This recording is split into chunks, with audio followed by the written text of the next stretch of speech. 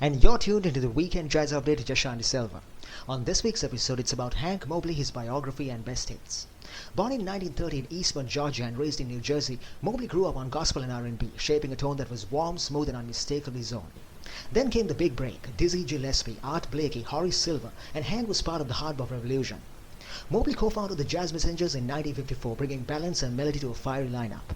Blue Note beckoned, and between 1955 and 1970, he recorded around 30 albums, perfecting that round sound that critics and musicians alike revered. His top albums: Soul Station, released in 1960, his lyrical masterpiece, Workout, released in 1961, Hard Driving and Bluesy, and Dippin', released in 1965, Soulful, Confident, and featuring Lee Morgan. Mobley even stepped in for Coltrane in Miles Davis' quintet, showing his space, restraint, and melodic clarity. And that was some insight into the biography and best hits of Hank Mobley. More details coming up. Also coming up, some trending festival and album news. And you're tuned into the Weekend Jazz Update with Jashanti Silva. On this week's episode, it's about Hank Mobley, his life and times, and best hits. During this hour, we're going to be talking about his biography. Born in 1930 in Eastman, Georgia, raised in Elizabeth, New Jersey, Mobley grew up surrounded by gospel and R&B. Family gatherings weren't fancy, just voices, clapping hands, and rhythm. That early path shaped the musician he would become. Hank tried piano first, but it didn't sing to him. The sax did. And by the time he hit his teens, musicians around Jersey already knew the kid had a tone. Smooth but firm, sharp but not cutting. Even back then, people said it felt comfortably warm. Mobley had no intention of reinventing the wheel. He just wanted to make it spin better. His first real break came in the early 50s when he joined Paul Gayton's R&B band. It was hard-driving road work, late nights, bad hotels, long miles, but it sharpened his timing. And that's where he learned that groove isn't a theory, it's a lifestyle. But the real moment, the one that catapulted him from bar band player to rising star, was when Dizzy Gillespie hired him. This led Mobley towards a new crowd forming the backbone of hard bop: Horace Silver, Kenny Dorham, Art Blakey. And then 1954, Hank Mobley becomes one of the founding members of the Jazz Messengers. That early Messengers lineup was raw, urgent, and hungry, and Hank was the melodic center. He wasn't as volcanic as Blakey, not as flashy as Silver, but he brought balance, he brought shape. He wrote tunes like Whisper Not and Infrared, and suddenly musicians everywhere were asking, who is this Mobley guy who keeps writing all the hits? And from there, into Blue Note Records. Between 1955 and 1970, Hank Mobley recorded around 30 albums as leader. Mobley was reliable, tuneful, and he wrote fantastic material. And Mobley was a master of a cushioned lyrical sound that people call the round sound. Now here's where the story takes a Mobley-shaped turn. For all his output, for all those soulful solos, he was constantly overshadowed by the giants of his era. Critics said he was too polite, fans said he was too smooth, but musicians, they knew. They always knew. Sonny Rollins once remarked that Mobley's phrasing was beautiful. Miles Davis said Mobley played with perfect restraint. And speaking of Miles Davis, in 1961, when Coltrane left, Miles needed someone with finesse. Enter Hank Mobley. Hank played on the album Someday My Prince Will Come, and on this album, Mobley gives Miles exactly what he wants: space, control, melody, clarity. But Miles was Miles, and Mobley eventually moved on, returning to Blue Note family where he belonged. And in 1960, Soul Station, the masterpiece, the crown jewel, the album that finally made critics go, okay, Mobley is not just good, he's great. It wasn't flashy, it was human. It wasn't cosmic, it was heartfelt. And that's what separated Hank from the pack. He followed it up with heavy hitters like Roll Call, Workout, and No Room for Squares. Every album a clinic in swing, taste, and melodic storytelling. Like many jazz musicians of that era, Mobley struggled. Health issues, the changing music market, less work, record sales dropping. By the late 70s, his lungs were failing. He couldn't play the way he once did. It's one of the cruelest ironies in music. The man with the warmest breath tone lost the breath to make it. Hank Mobley passed away in 1986 at just 55.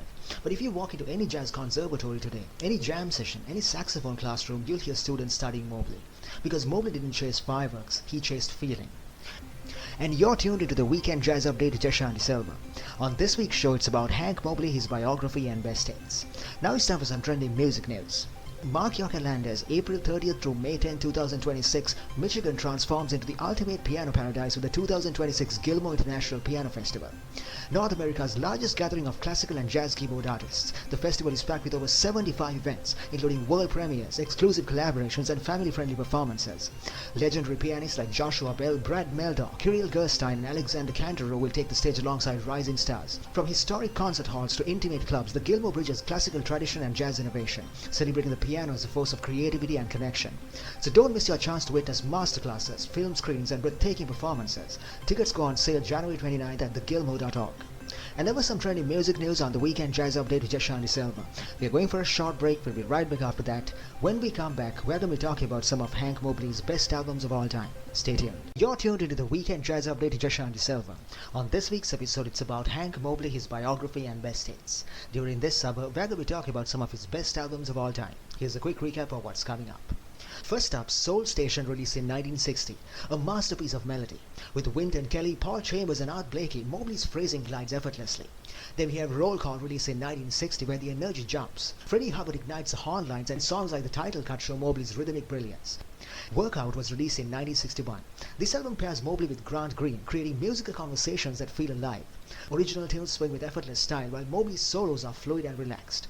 And finally, No Room for Squares, released in 1963. Edgy, modern and sophisticated. The title track and Caroline reveal a Mobley unafraid to push boundaries while staying beautifully melodic. And you're tuned into the Weekend Jazz Update with Jashan De Silva. On this week's episode, it's about Hank Mobley, his biography and best hits. During this summer, we're going to be talking about some of his best albums of all time. So we're starting off with a deep dive into 12 of the greatest albums ever recorded by one of the most lyrical tenor voices to ever walk the Rudy Van Gelder studios, Hank Mobley.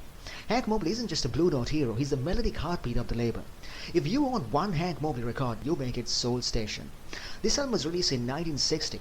Think about the lineup: Wynton Kelly on piano, Paul Chambers on bass, Art Blakey on drums. That's not a rhythm section, that's a small miracle. And what does Mobley do? He strips away everything except the essence. No frills, no exotic horns, no big ensemble, just tenor, sax, truth and time. On Soul Station, Mobley doesn't try to blow the walls down. He glides, he converses. His solos feels like late night talks with an old friend. Gentle, melodic, filled with little emotional bends and curves. The opener, Remember, sets that mood instantly. Warm, glowing, human. Then he drops the hammer with his own writing. This I Dig of You. That's one of the most infectious pieces of hard bop ever written. It doesn't flex, it flows. That's Mobley's real power. He proves something fundamental here. In jazz, melody isn't weakness. Melody is mastery. The next one's called Roll Call, released in 1960. Now, if Soul Station was the Moonlight album, Roll Call is sunrise bursting through the blinds. Recorded barely months later, same rhythm section, Kelly, Chambers, Blakey, but this time with a young firebrand named Freddie Hubbard on trumpet. And suddenly, the room just shifts, the energy spikes. Where Soul Station glides, Roll Call punches. The title track is a rhythmic trampoline. Mobley hops, skips, dives, swings. His phrasing is joyful, confident, almost athletic. And the two of them together, it's like watching two great boxers who respect each other so much they just keep pushing harder, swinging smarter. Listen to My Groove, Your Move. Just one sustained note from Mobley and suddenly the entire room slows down. Time stretches. That's his gift, knowing exactly when to let the music breathe. Roll Call is Mobley proving he can turn up the heat without losing the finesse. If Soul Station was velvet, Roll Call is steel wrapped in velvet. The next sound's called Workout, released in 1961. It's 1961 and Mobley walks in the studio with Grant Green on guitar. This pairing is pure alchemy. Mobley and Green think the same way. They're both melodic architects, not showboats, not screamers. They play like singers. Every note means something. Workout is Mobley's pen at full power. He wrote almost all the material.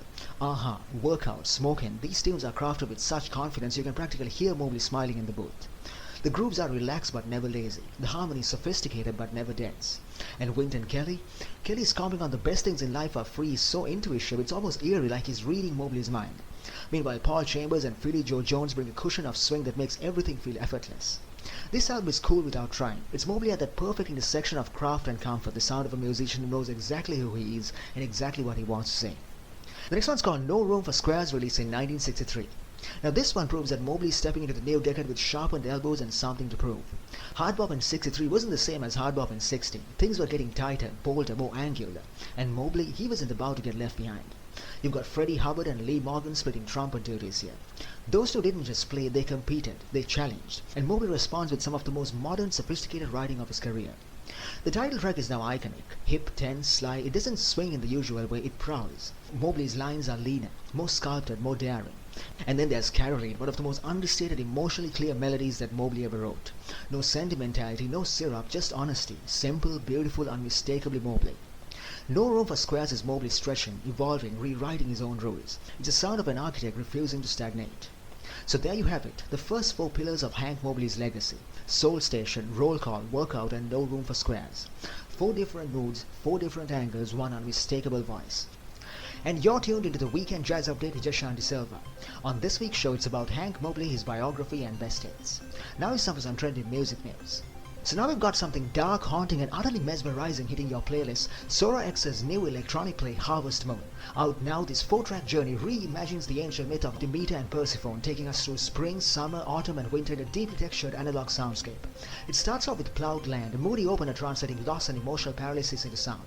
Then the sun shines and brings radiant summer vibes with saxophone and 70s inspired grooves, reminding us to embrace joy even after hardship. The title track, Harvest Moon, dives into the dangerous, intoxicating highs of new love, while the finale, Poseidon's Storm, delivers cathartic rock energy with heavy drums and soaring guitars, Persephone breaking free and facing the world head on. So check it out, Harvest Moon is dark, bold, and brilliant. And there was some trendy music news on the Weekend Jazz Update with Josh Silva. We are going for a short break, we'll be right back after that. When we come back, we're going to be talking about more of Hank Mobley's best albums of all time. Stay tuned.